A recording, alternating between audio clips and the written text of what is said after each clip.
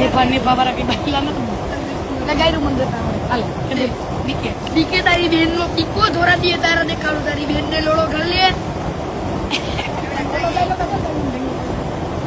ટીકી ને તારી માનો જાગી હોય ફાસી જાય હો મારી નાનો ટીકો વાળાણી કહેવાય મેરની પેલાય તારી નાનો ભાઈ ઈ તો ટીક ટીક જાય ટીક લાગે આની કહેવાય મેરના પેટમાં આ ચોદી ના એમ કે અમારી મેરા આવો તમે માફી માંગો ને અમે સ્ટોરી મૂકીએ તમે તમારી માનો ભોસડો મારી સ્ટોરી મૂકો ભોસડી ના તમે મારી સ્ટોરી મૂકે ને મને ફેમસ કરો આમ જો આમ તો હું ફેમસ હોતી જ રાણા એની ક્વીન જ છે ને ક્વીન જ રહેવાની છે તમે મારું લંડાઈ ન તોડી જાવ હજી હું કહું તમારે ક્યાંય ફરિયાદ કરવી હોય તો તોડી કરી જજો તમારે સરપંચ પેલા જવું જઈજો તમારે મારા માટે એટ્રોસિટી મારવી હોય તો મારી લેજો તમારે જે કઈ ને હાથ એમના મને હીડી જઈજો તો હું ફોન મૂકું મારી મેળા લાવે લુકી પીકી વેળા કરવાના ટાઈમ જ નથી આ બેનની માનસિકતા કેટલી હલકી કહેવાય સોરી ભૂલથી બેન ભૂલાઈ ગયું આવાને તો બેને ન ભૂલાય એના નાનકડા છોકરાને બે ફામ ગારું બોલતા શીખવાડે છે આવડી નાની ઉંમરમાં અને આ બેનનો હું મોબાઈલ નંબર આમાં નાખું છું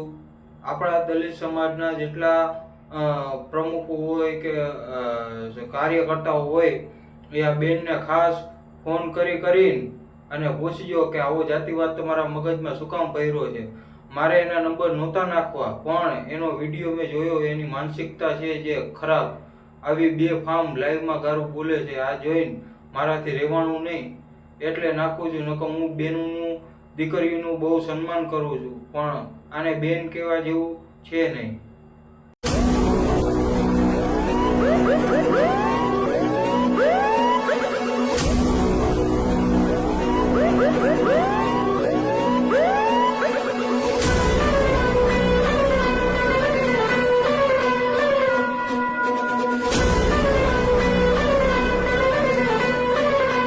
અને સાથે સાથે પોરબંદર પોલીસને ખૂબ ખૂબ આભાર કહેવાય કે આવી જાતિવાદી મહિલાને એરેસ્ટ કરી લીધો અને એના ઉપર કાયદેસરની કાર્યવાહી થઈ પણ હજી એટલામાં એને સંતોષ નથી થયું લાગતું કઈ પોલીસ સ્ટેશનમાં જતા દાંત કાઢતી ગઈ છે